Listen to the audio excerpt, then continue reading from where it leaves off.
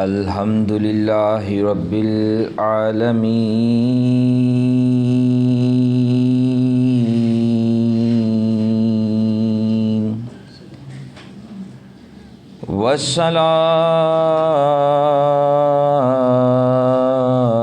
والصلاة والسلام علی سید الانبیاء والمرسلین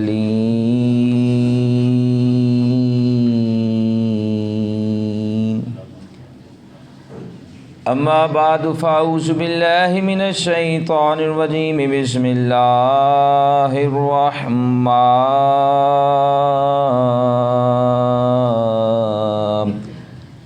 الرحیم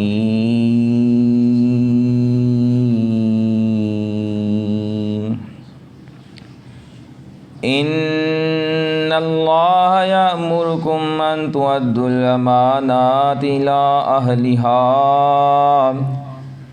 صدق اللہ العظیم وصدق رسولہ النبی الکریم الامین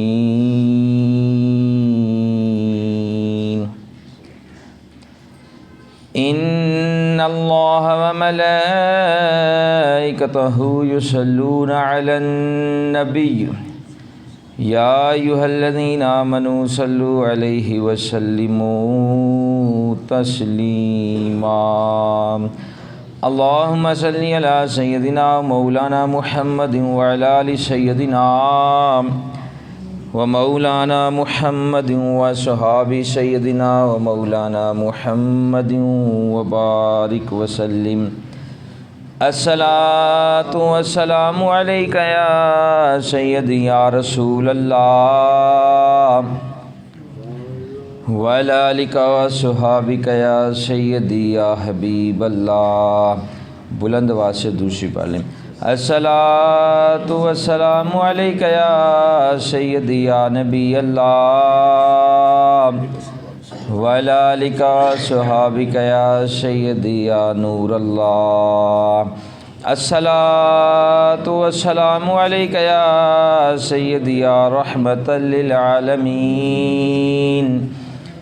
وعلی آلک وصحابک یا سیدی یا خاتم النبیین۔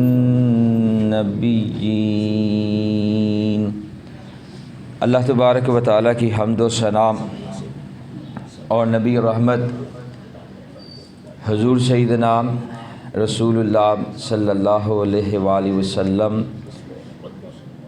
آپ صلی اللہ علیہ وآلہ وسلم کے اہل بیت صحابہ کرام پر درود و سلام کے بعد میرے انتہائی واجب الاحترام پیارے بزرگوں، پیارے بھائیوں، پیارے دوستوں، پیارے بچوں، السلام علیکم ورحمۃ اللہ وبرکاتہ۔ آج کا موضوع پچھلے ہفتے میں نے یہی سوچا تھا کہ حضرت سیدنا امیر معاویہ رضی اللہ عنہ رکھا جائے، لیکن چونکہ وقت الیکشن کا ہے، ووٹ کا ہے، اس لیے اسی سلسلے میں چند گزارشات آپ کو عرض کروں گا۔ اللہ تبارک و تعالیٰ قرآن مجید میں سورہ نساء کی آیت نمبر 58 میں ارشاد فرماتا ہے، ان اللہ یأمرکم ان تؤدوا الامانات الی اہلہا، بے شک اللہ تبارک و تعالیٰ حکم دیتا ہے کہ امانتیں جن کی ہیں ان کے سپرد کرو، امانتیں جن کی ہیں ان کے سپرد کرو۔ وَإِذَا حَكَمْتُمْ بَيْنَ النَّاسِ أَن تَحْكُمُوا بِالْعَدْلِ، اور یہ کہ جب تم لوگوں میں کوئی فیصلہ کرو تو انصاف کے ساتھ کرو۔ اللہ تبارک و تعالیٰ نے یہ واضح طور پر ارشاد فرما دیا کہ امانتیں جن کی ہیں ان کے سپرد کرنی چاہیے، جن کی امانتیں نہیں ہیں ان کے سپرد نہیں کرنی چاہیے۔ اگر ان کے سپرد کر دی جائیں گی تو نظام سارا خراب ہو جائے گا۔ کہتے ہیں کہ مسجد کے ممبر سے سیاست کی بات بلند نہیں ہونی چاہیے، کیونکہ سیاست کا مفہوم جو گندے لوگوں نے ہمارے ذہنوں میں دیا ہے وہ یہ ہے کہ سیاست دھوکہ ہے، سیاست جھوٹ ہے، سیاست ظلم ہے، سیاست وعدہ خلافی ہے، سیاست خالی نعروں کا نام ہے۔ بالکل صحیح کہتے ہیں، ایسی سیاست کا جس میں جھوٹ ہو، جس میں غیبت ہو، جس میں ظلم ہو، جس میں غریب کو دبایا جائے، جس میں وعدہ خلافی کی جائے، اس سیاست کا مسجد سے کوئی تعلق نہیں، بلکہ ان چیزوں کو سیاست کہنا بھی گناہ ہے، ان چیزوں کو سیاست کہنا بھی گناہ ہے، اس لیے کہ سیاست کرنا تو یہ انبیاء علیہ السلام کا طریقہ ہے۔ سیاست انبیاء علیہ السلام نے کی ہے، سچائی والی سیاست، سچ والی سیاست انبیاء علیہ السلام نے کی ہے، اور ہر نبی علیہ السلام اپنے دور میں سچائی والی سیاست کرتے رہے ہیں۔ اس امت میں صدیق اکبر رضی اللہ عنہ بھی سیاست کی، عمر فاروق رضی اللہ عنہ نے بھی سیاست کی، عثمان غنی رضی اللہ عنہ نے بھی سیاست کی، علی المرتضیٰ رضی اللہ عنہ نے بھی سیاست کی۔ یہ سیاست مسجد میں کرنا صرف جائز ہی نہیں، بلکہ انبیاء علیہ السلام اور خلفائے مصطفیٰ علیہ السلام کا طریقہ ہے۔ جب تک مسجد میں سیاست تھی، نظام مصطفیٰ علیہ السلام چل رہا تھا، لیکن جب مسجد سے سیاست نکل گئی سارا نظام خراب ہو گیا۔ علماء سیاست کی بات اس لیے کرتے ہیں کہ جو لوگ خود تو نیکی والے کام کرتے ہیں، خود تو نیک ہے، خود نیکیاں کرتے ہیں، لیکن لوگوں کی اصلاح کا فریضہ سر انجام نہیں دیتے، لوگوں کی اصلاح نہیں کرتے، سامنے ظلم ہو رہا ہے تو اس کی طرف نہیں دیکھتے، سامنے غریب کو دبایا جا رہا ہے اس کی طرف نہیں دیکھتے، غریب کے منہ سے جو ہے وہ نوالا چھینا جا رہا ہے اس کی طرف نہیں دیکھتے، تو پہلے عذاب ان پر آتا ہے۔ کیوں؟ خالی یہ نہیں ہے کہ مصلی مل لیا اور مصلی پر بیٹھ گئے اور اللہ اللہ کی اور باہر مخلوق کا پتہ نہیں ہے۔ اگر اس طرح نظام ہوتا تو یہ دنیا کبھی بھی نہ چل سکتی۔ انبیاء علیہ السلام نے عبادت بھی کی، جہاد بھی کیے، تبلیغ بھی کی، لیکن امت کا بھی خیال رکھا۔ حکم ہوتا ہے کہ لوگ تباہی کی طرف جا رہے ہیں اور یہ حجرے میں بیٹھ کر تسبیح پھیر رہا ہے، پہلے اسے پکڑو۔ اگر کوئی حجرے میں بیٹھ کر تسبیح پھیر رہا ہے اور مخلوق مصیبت میں ہے تو جو حجرے والا ہے وہ بہت مجرم ہے، وہ بڑا مجرم ہے۔ خالی اللہ نے یہ تو نہیں فرمایا میری عبادت کرو، اگر اس نے خالی عبادت کرانی ہوتی تو فرشتے بے شمار ان گنت فرشتے اس کی عبادت کر رہے ہیں، انسان کی ضرورت ہی نہ ہوتی۔ لیکن اس نے انسان کو زندگی گزارنے کا طریقہ دیا کہ اگر زندگی گزارنی ہے میری عبادت بھی کرو، لیکن ساتھ ساتھ مخلوق کی اصلاح بھی کرو۔ معاشرے کی صفائی تبھی ہوگی جب اقتدار اہل حق کے پاس آئیں گے۔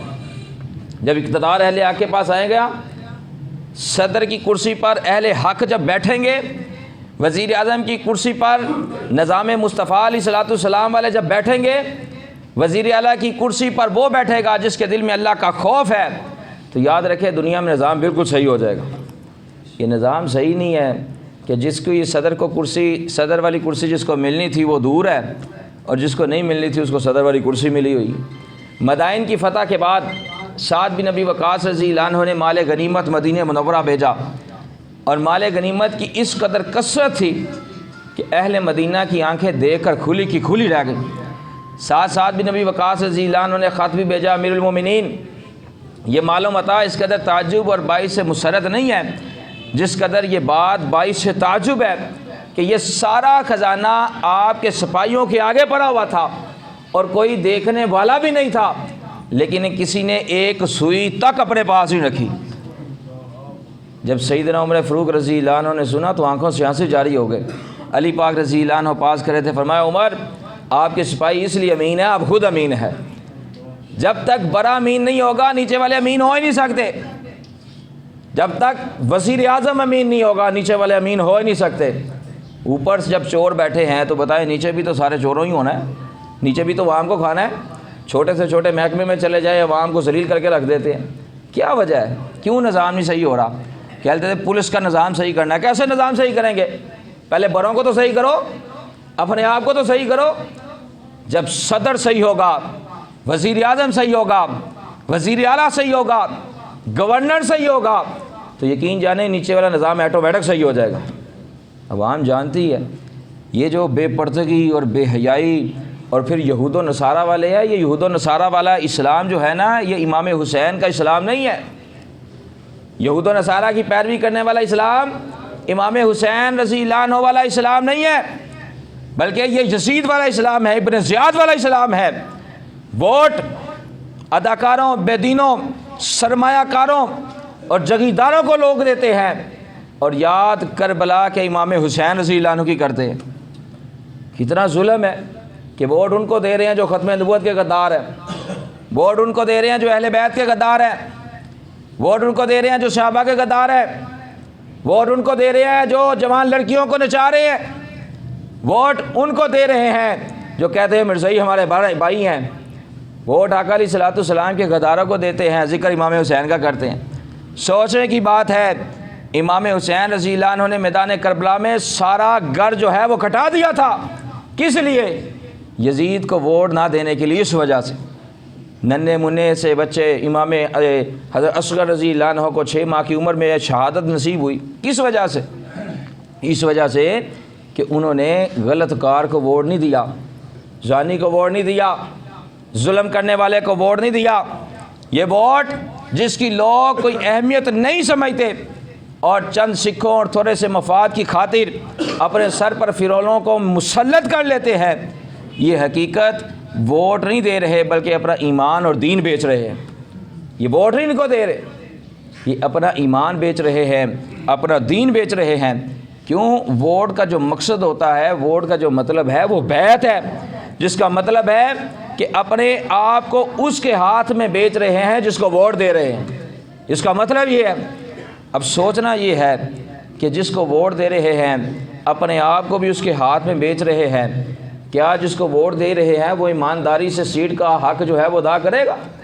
سوچنا ہے نا. نمازیں ہم پڑھتے ہیں، مسجد میں آتے ہیں، علماء کے بیان سنتے ہیں، قرآن مجید ہم پڑھتے ہیں، حدیث ہم پڑھتے ہیں، دین کا علم ہمارے پاس ہے، لیکن اس کے باوجود بھی اگر کوئی ختم نبوت کے غداروں کو ووٹ دے رہا ہے تو برابر میں وہ شریک ہے. اگر بے حیائی پھیلانے والوں کو ووٹ دے رہا ہے تو برابر میں وہ شریک ہے. میں بات صاف کر رہا ہوں، اگر کسی کو بری لگے تو معافی مانگتا ہوں، لیکن بات صاف کرنی چاہیے. دین ہمیں بتاتا ہے حق اور سچ بولو، لکا لکو کے بات نہ کرو، سچ بولنا چاہیے. الیکشن کے دنوں میں بے لوث بن جانے والے اور ووٹ لینے کے لیے گدھے کو بھی باپ کہہ دینے والوں نے جب اقتدار میں آتے ہیں تو مجھے بتائیں، غربت اور تنگ دستی سے جو مرتا ہے کبھی اس کا حال انہوں نے پوچھا ہے؟ جب کوئی بیمار ہوتا ہے اس کی تیمارداری کی ہے؟ جب کوئی غریب بیمار ہوتا ہے اس کے علاج کے لیے پیسے دیے؟ اگر نہیں دیے تو پھر سوچنا ہوگا کہ ان کے کتے بھی اگر بیمار ہو جائیں تو علاج امریکہ سے ہوتا ہے، علاج لندن سے ہوتا ہے، اور ہمارے جو ہیں وہ غریب عوام ہسپتالوں میں جا کر دیکھ رہے مر رہی ہے، ڈاکٹر بھی چیک نہیں صحیح طریقے سے کرتے، حکومت بھی کچھ نہیں کر رہی. دیکھیں ہماری عوام جو ہے وہ مر رہی ہے اور ان کو کچھ بھی نہیں ہے. یہ آرام سے یشیاں کر رہے ہیں، آرام سے جو ہے وہ اپنی زندگی گزار رہے ہیں. لیکن پھر بھی کیا ہوتا ہے، جب الیکشن کا وقت آتا ہے ان کی جادوگری پھر عوام پر چل جاتی ہے. وہی عوام جن کے بڑے مر رہے ہیں، وہی عوام جو بھوک کی حالت میں زندگی گزار رہی ہے، وہی عوام جس کے پاس بجلی کا بل ادا کرنے کا پیسے نہیں ہے، وہی عوام جس کو گیس نہیں ملتی، وہی عوام جس کے بچے بھوک سے بلکتے ہوئے سو جاتے ہیں، وہی عوام اٹھ کر جب ووٹ کی باری آتی ہے پھر ان کو ووٹ ڈال دیتے ہیں. کیوں؟ کیا وجہ ہے؟ ایک علامہ اقبال رحمٰن نے اس لیے کہا سا نیند سے بیدار ہوتا ہے ذرا مزدور اگر پھر سلا دیتی ہے اس کو حکمران کی ساحری. یعنی کہ حکمران کی فریبی چال، اس کی گفتگو پھر مزدور کے اندر نرمی پیدا کر دیتی ہے. نہ نرمی پیدا نہ کرو. ان سرمایہ داروں کے سامنے، ان بڑے بڑے ٹھیکیداروں کے سامنے، ان ظالموں کے سامنے، یہود و نصارہ کے پیروکاروں کے سامنے جب اسلام کا نام دیا جاتا ہے تو کرسی جانے کے خوف سے یہ لوگوں کو دین سے بسر کرتے ہیں اور اپنی فرعونیت چھپانے کے لیے کہہ دیتے ہیں دیکھو جی اب مولوی آئیں گے تو ہاتھ کاٹے جائیں گے، کوڑے مارے جائیں گے، اب مولوی ہم پر راج کریں گے. ان کو پتہ نہیں ہے اگر مولوی رب کی عبادت میں تیرا امام ہو سکتا ہے، پیدا ہونے سے لے کر مرنے تک تیری دینی رہنمائی کر سکتا ہے، تو وہ صدر پاکستان کی کرسی پر عوام کی خدمت بھی کر سکتا ہے. کیوں نہیں کر سکتا؟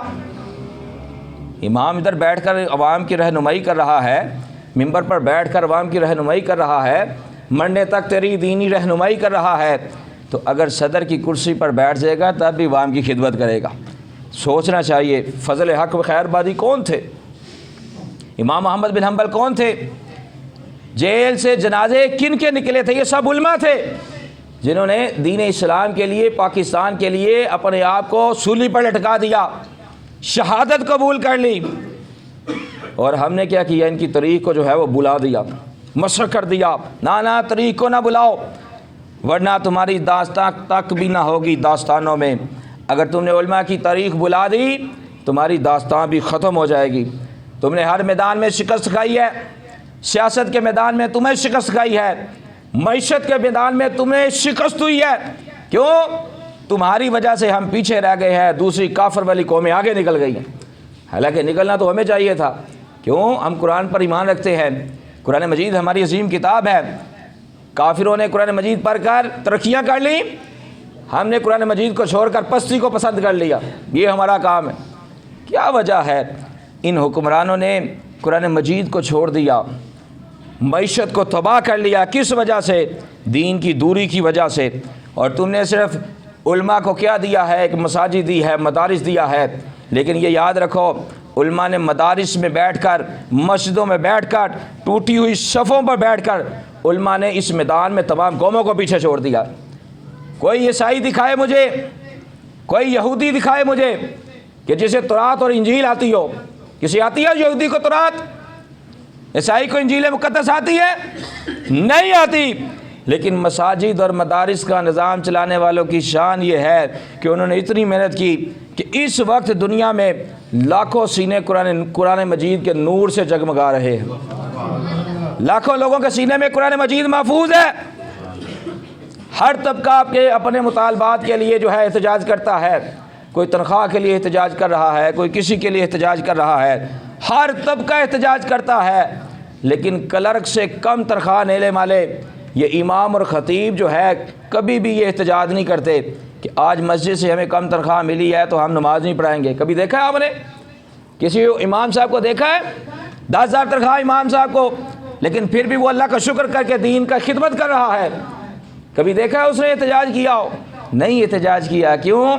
علماء اور جو خطیب ہیں یہ پیسوں سے محبت نہیں کرتے بلکہ اللہ کے دین سے محبت کرتے ہیں۔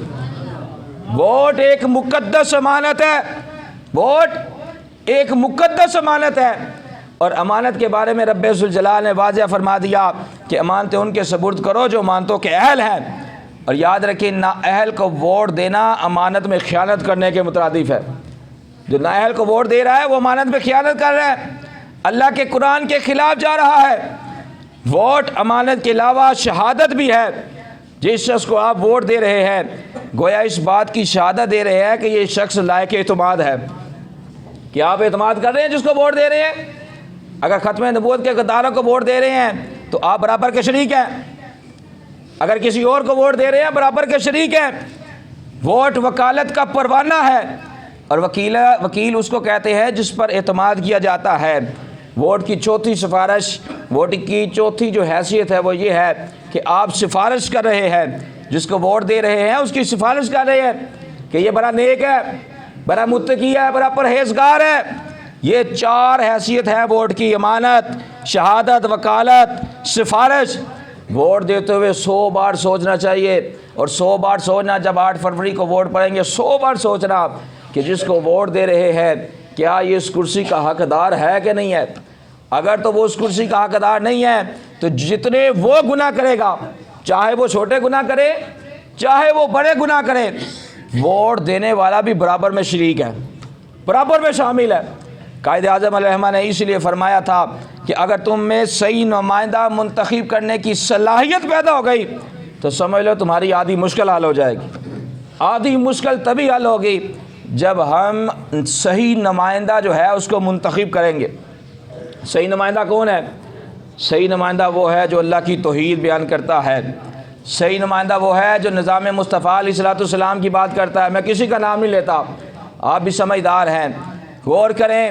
جو نظام مصطفیٰ علیہ الصلوۃ والسلام کے لیے جنگ لڑ رہے ہیں، جو دین کے لیے اپنی جانیں گنوا رہے ہیں، دین کے لیے اپنی جانوں کو قربان کر رہے ہیں، دین کے لیے اپنی جانوں کو شہید کر رہے ہیں، ان کو ووٹ دینا یہی اسلام ہے۔ کیوں؟ جب دیندار لوگ اوپر آئیں گے تو نیچے والے عوام جو ہے ویسے خوشحال ہو جائے گی۔ یہ بات یاد رکھے، ووٹ دینا ہر شخص کا حق ہے۔ یہ کوئی نہ سمجھے بڑے ہیں تو میں نے ووٹ نہیں دینا، یہ سارے ظلم ہی کرتے ہیں، نہ، ہر شخص کا ووٹ دینا حق ہے، ہر شخص کو چاہیے ووٹ دے، چاہے مسلمان ہے، کافر ہے، ایک ملک میں کافر رہتا ہے تو اس کو بھی یہ حق ہے وہ بھی ووٹ دے۔ لیکن جس کو ووٹ دینا ہے دیکھیں وہ اس امانت کا حقدار ہے کہ نہیں ہے۔ جو اللہ تبارک و تعالیٰ کا باغی ہے وہ کبھی مخلوق کا پیروکار، مخلوق کا حمایتی نہیں ہو سکتا۔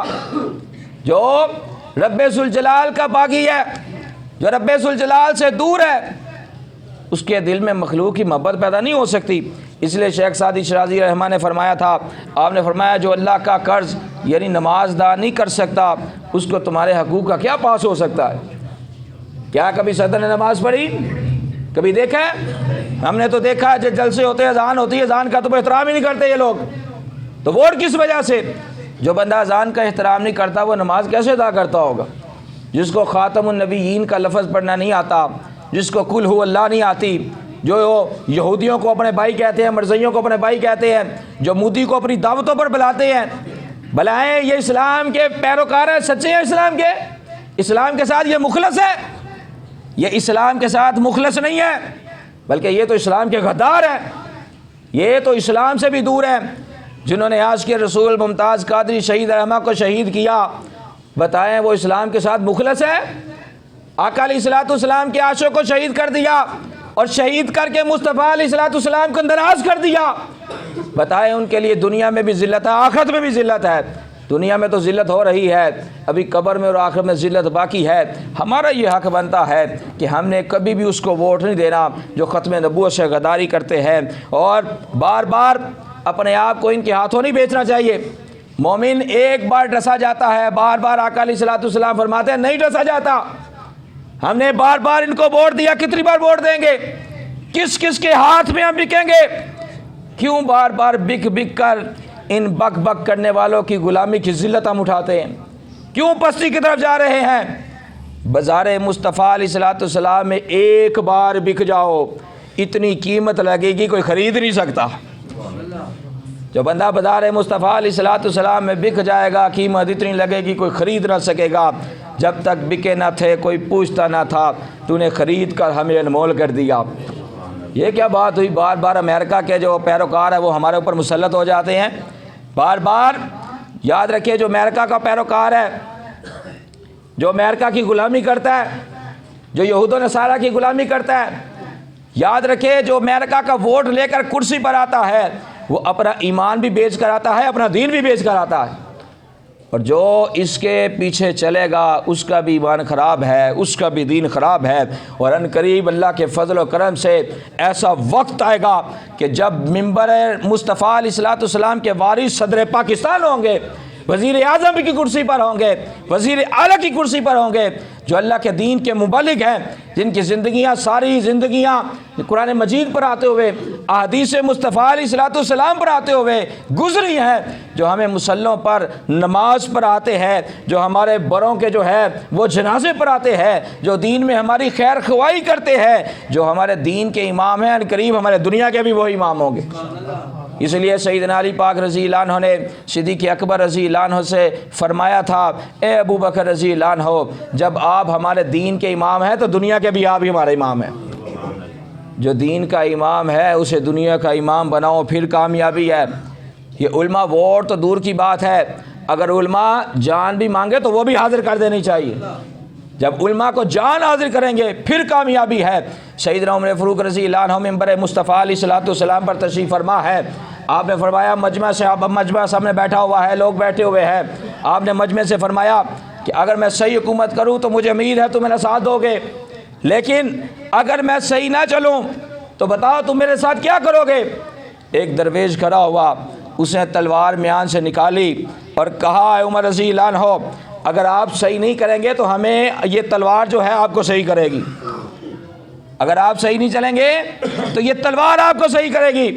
تو سیدنا عمر فاروق رضی اللہ عنہ نے اس کو سینے سے لگایا، اللہ کا شکر ادا کیا کہ میری قوم میں ایسے موجود ہے جو مجھے سیدھا کر سکتے ہیں۔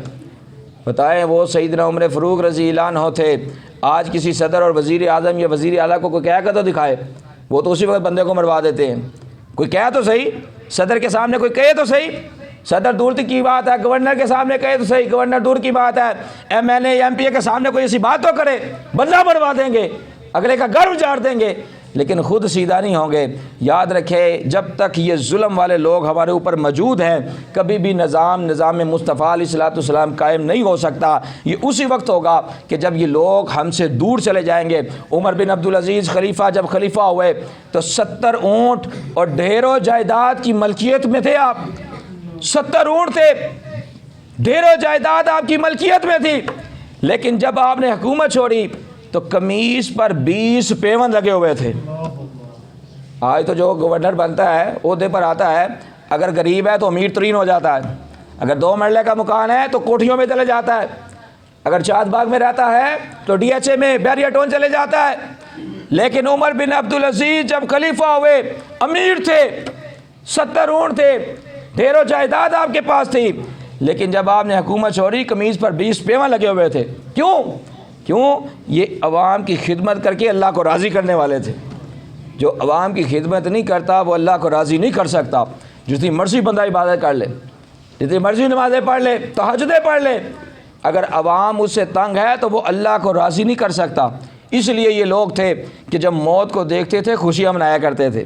کیوں؟ ان کو پتہ تھا ہم نے تیاری کی ہے، موت کسی بھی وقت ہمارے پاس آ جائے۔ جب عمر بن عبدالعزیز خلیفہ حکمران بنائے گئے تو ساری رات آپ روتے تھے، آخری بات ساری رات روتے تھے۔ بیوی نے عرض کیا حضور لوگ بادشاہ بنتے ہیں خوشیاں مناتے ہیں، آپ بادشاہ بنے ہیں تو رو رہے ہیں۔ تو آپ نے فرمایا کیوں نہ رہوں، پہلے صرف میری اپنی ذات کی ذمہ داری تھی، اب سارے ملک کی ذمہ داری میرے پاس ہے۔ یہ تھے حکمران، ساری رات بادشاہ بن کر روتے تھے۔ آپ بادشاہ بن جائے تو عوام پر ظلم شروع، جو عوام سے وعدے کیے ہیں سارے ختم، پھر کیا ہوگا؟ 5 سال کی کرسی پر آ جائیں گے، پھر عوام کے ساتھ ظلم سے ظلم، عوام مرتی ہے، مرے نے کیا؟ انہوں نے کون سے علاقوں میں آنا ہوتا ہے؟ انہوں نے کون سا غریب کی تیمارداری کرنی ہوتی ہے؟ کون سا پوچھنا ہوتا ہے؟ وہ عمر بن خطاب رضی اللہ عنہ تھے جو راتوں کو بھی جا کر سروے کرتے تھے، دیکھتے تھے کون بھوکا سو رہا ہے، کون کھا کر سو رہا ہے۔ جب تک اس طرح کے حکمران نہیں آئیں گے، یاد رکھیں یہ نظام کبھی بھی صحیح نہیں ہو سکتا۔ اس لیے 8 فروری کا دن جو ہے وہ الیکشن کا دن ہے، آپ سوچ سمجھ کر ووٹ دیں، نظام مصطفیٰ علیہ الصلوۃ والسلام کے لیے ووٹ دیں۔ جو نظام مصطفیٰ علیہ الصلوۃ والسلام کے لیے ووٹ دے گا اللہ بھی اس سے راضی ہے، مصطفیٰ علیہ الصلوۃ والسلام بھی اس سے راضی ہے۔ کہتے ہیں لوگ کہتے ہیں کہ جی آنا تو فلاں نے ہے، اوے آنا ہے فلاں آئے، ہمیں کیا؟ ہم نے جو ووٹ دینا ہے وہ دین کی خاطر ووٹ دینا ہے۔ جب ابراہیم علیہ السلام کے لیے آگ جلائی گئی، ایک چڑیا چونچ میں پانی کا قطرہ لا کر آگ کے اوپر ڈال رہی ہے، پھر قطرہ لاتی ہے، پھر آگ کے اوپر ڈالتی ہے۔ اس سے کہا گیا چڑیا کیا تجھے پتہ تیری اس قطرے سے آگ بجھے گی؟ اس نے کہا مجھے پتہ ہے میرے اس قطرے سے آگ نہیں بجھے گی، لیکن جب کل حساب ہوگا تو میرا نام ان لوگوں میں شامل ہوگا کہ یہ چڑیا بھی آگ بجھانے والوں میں شامل تھی۔ اگرچہ نہ نظام مصطفیٰ علیہ الصلوۃ والسلام علیہ ان کی مکمکہ ہوئی ہے، جو بھی ہوا ہے یہ بات کی بات ہے، لیکن ہم نے جو ووٹ ہے وہ آقا علیہ الصلوۃ والسلام کے لیے دینا ہے، ہم نے ووٹ دین کے لیے دینا ہے، ہم نے ووٹ اپنا ایمان بچانے کے لیے دینا ہے، ہم نے ووٹ اپنی نسلوں کی حفاظت کرنے کے لیے دینا ہے۔ کیوں؟ اگر آج ہم اپنی نسلوں کو بچائیں گے تو یہ مرزائیوں سے دور ہو جائیں گے۔ اگر ہم نے آج بھی ان کو ووٹ دیا تو یاد رکھیں یہ مرزائی ہمارے اوپر مسلط ہو جائیں گے، یہ ظالم ہمارے اوپر مسلط ہو جائیں گے، یہ ختم نبوت کے غدار ہمارے اوپر مسلط ہو جائیں گے۔ جب یہ مسلط ہو گئے تو پھر ہر طرف سے ناکامی ہی ناکامی ہے۔ جس کے بعد جو طاقت ہے اس کو چاہیے کہ اس کا اختیار کرے، اس طاقت کے مطابق جو ہے وہ عمل کرے، اور ووٹ جو ہے صرف اور صرف نظام مصطفیٰ علیہ الصلوۃ والسلام کے لیے دے۔ اللہ تبارک و تعالی ہماری حاضری کو اپنی پاک بارگاہ میں قبول و منظور فرمائے، اور عمر بن خطاب رضی اللہ عنہ جیسے اللہ تبارک و تعالی ہمیں حکمران نصیب فرمائے۔ آمین۔ و آخر دعوانا ان الحمد للہ رب العالمین۔ والسلام علیکم۔